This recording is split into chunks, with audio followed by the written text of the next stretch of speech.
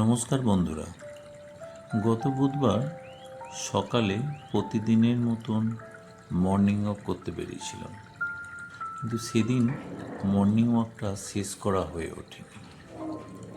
কারণ রাস্তা দিয়ে হাঁটতে হাঁটতে হঠাৎই দেখি একটা ছোট্ট কাঠবিড়ালির বাচ্চা গাছ থেকে পড়ে গুরুতর আহত অবস্থায় পড়ে আছে। আশেপাশের কয়েকজন মানুষ ওকে একটু জল খাওয়ার চেষ্টা করছিল বটে, কিন্তু তারপর কি করবেন বুঝতে না পেরে বাধ্য হয়ে ওকে সেখানে রেখে চলে যায়।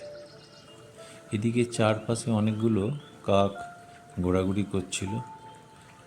বুঝতে পারছিলাম আর একটু দেরি হলেই হয়তো এই ছোট্ট প্রাণটা আর বাঁচবে না। তখন আর দাঁড়িয়ে না থেকে ওকে সাবধানে বাড়িতে নিয়ে চলে এলাম। সবাই দেখে খুব অবাক। সেদিন অবশ্য ভিডিওটা রেকর্ড করা হয়ে উঠতে পারেনি, কারণ ব্যস্ততাতে, বুঝতেই পারছেন। এখন ধীরে ধীরে ওর পরিচর্যা চলছে, নিয়ম করে দুধ খাওয়ানো হচ্ছে, যত্ন নেওয়া হচ্ছে। সবচেয়ে বেশি ব্যস্ত আমার স্ত্রী আর আমার মেয়ে। ওরা যেন ওকে পরিবারের একজন সদস্যের মতন ভালোবাসতে শুরু করেছে।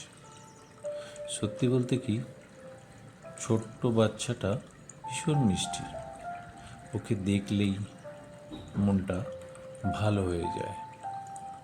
তবে একটা কথা আমি পরিষ্কার বলে রাখতে চাই, আমার কোনো ইচ্ছেই নেই ওকে খাঁচায় বন্দি করে রাখার। যেদিন ও একটু বড় হবে, নিজের মতো করে দৌড়বে, গাছে উঠতে আর প্রকৃতিতে ফিরে যেতে পারবে, সেদিন ওকে মুক্ত করে দেব। তবে হ্যাঁ, ওর জন্য দরজা খোলা আছে। ও যদি দেখা করতে চায় আসতেই পারে আমাদের সাথে, আমাদের কাছে। আমাদের বাড়ির পাশে একটা সুন্দর বাগান আছে। আশা করি ও সেখানেই স্বাধীনভাবে নিজের জীবনটা উপভোগ করতে পারবে। আমরা শুধু কিছু দিনের জন্য ওর অভিভাবক।